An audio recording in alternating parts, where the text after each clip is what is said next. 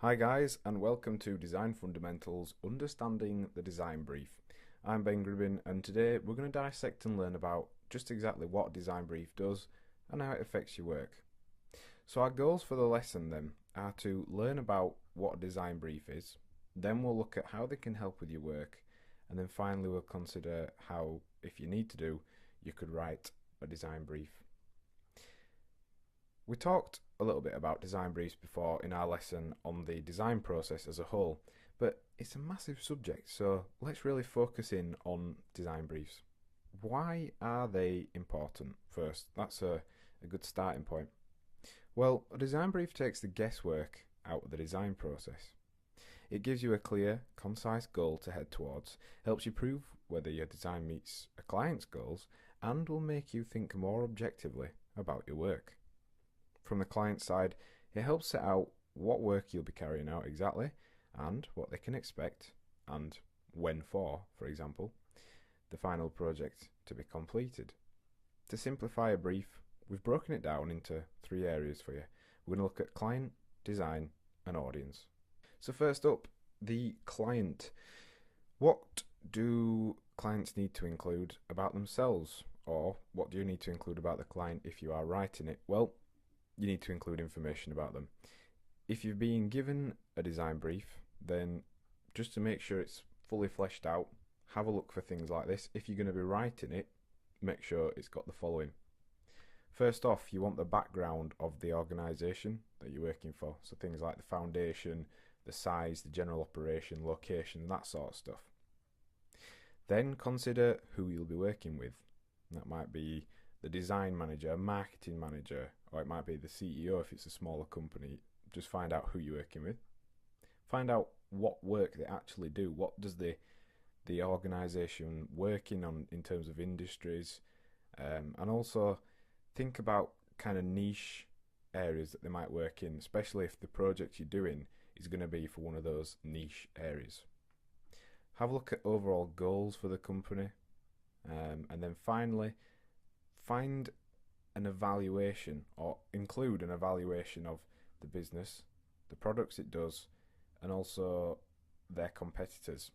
And that's quite important because that will help you understand what makes this company different. You want to know what makes the company you're going to work for unique, and then you're going to play off that with your design. So if you're writing the design brief for a client, when you attend the meeting, and sometimes they'll do this, they'll actually give you the design brief in a spoken format, so they won't actually write it down. That's going to be the case where you end up writing it yourself. What you want to do is find as much as you possibly can out about the client.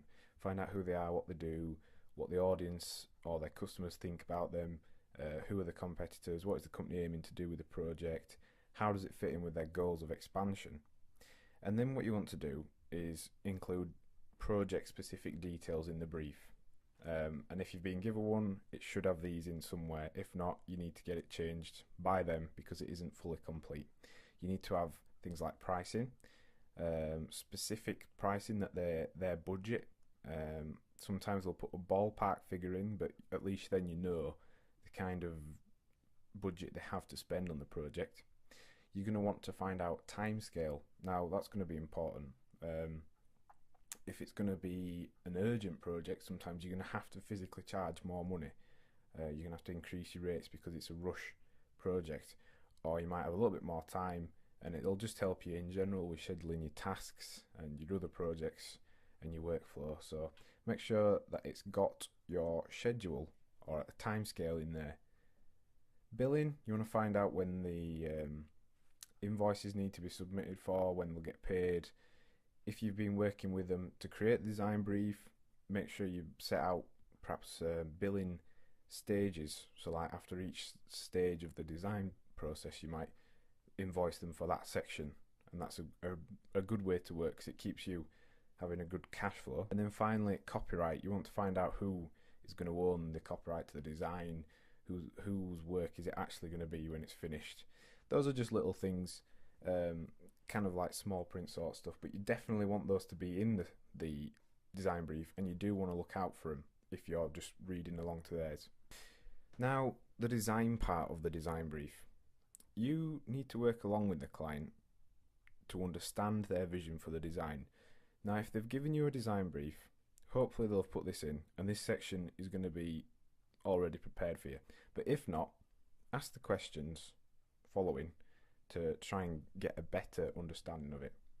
First off, you want things like examples of designs that they feel are particularly effective or relevant.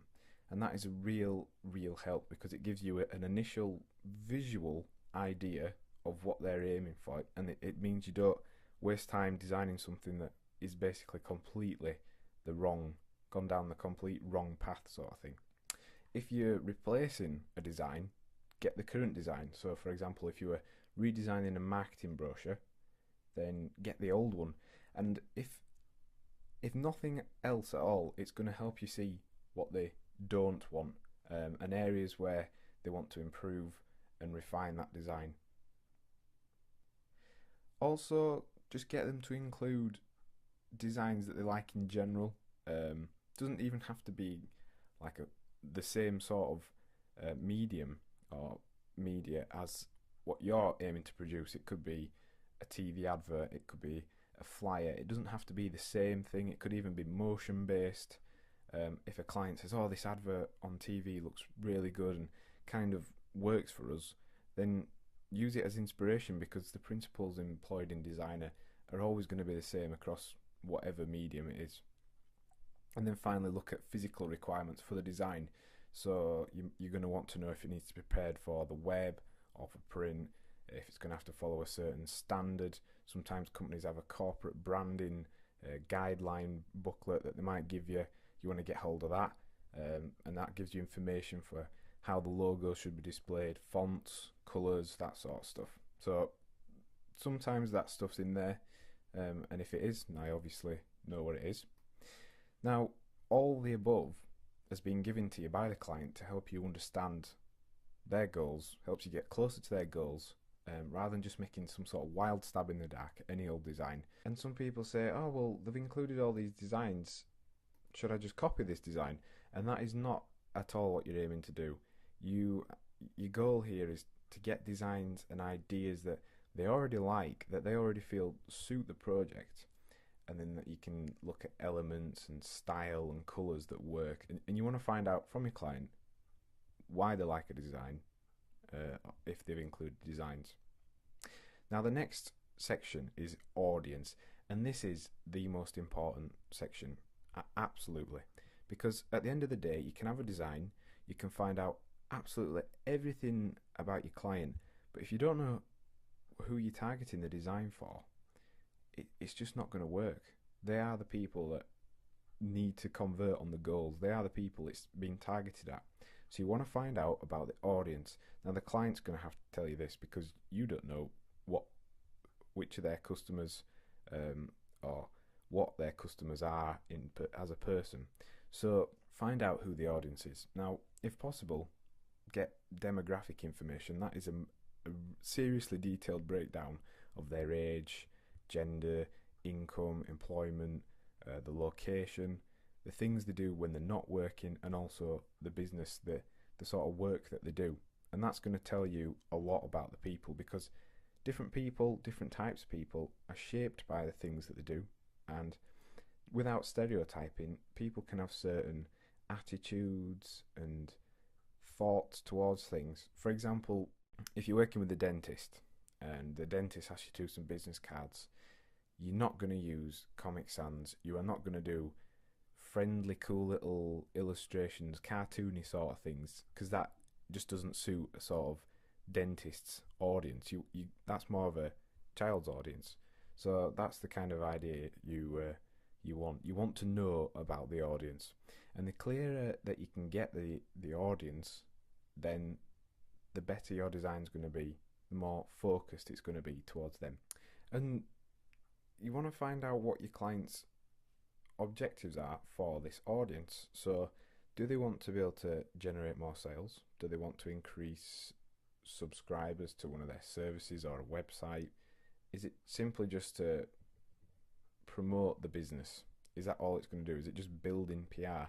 You want to find out what it does, and that's going to give you a really good overview of the company, the audience, the sort of design you need to start thinking about. It's going to give you somewhere to start that isn't going to be totally offline. So what have we learnt in today's lesson? Well, we've looked at exactly what a design brief is and why we need it. Obviously, we've found out about the three main critical sections. We've looked at the client, i.e. finding information out about the client, and also project-specific things such as the time scale, billing, etc. We've looked at the design itself and what information we need to find out from the client about that. So designs they like, the kind of style they have, and any physical requirements such as preparing it for print, etc. And then finally, we considered the audience, and we've looked at the information you need to find out about the audience and the information that will be in a good design brief. So your assignment before the next course is going to be a little bit different. I want you to imagine that you're going to carry out a project for somebody, and you're actually going to write the design brief yourself. So you are going to be the client and also the designer, and I want you to write a fully fleshed out design brief including all the information we've talked about, and that will give you a better understanding, and it'll make you more familiar with design briefs. And that's it. Next time on Design Fundamentals, we're going to cover generating concepts. Thanks for listening.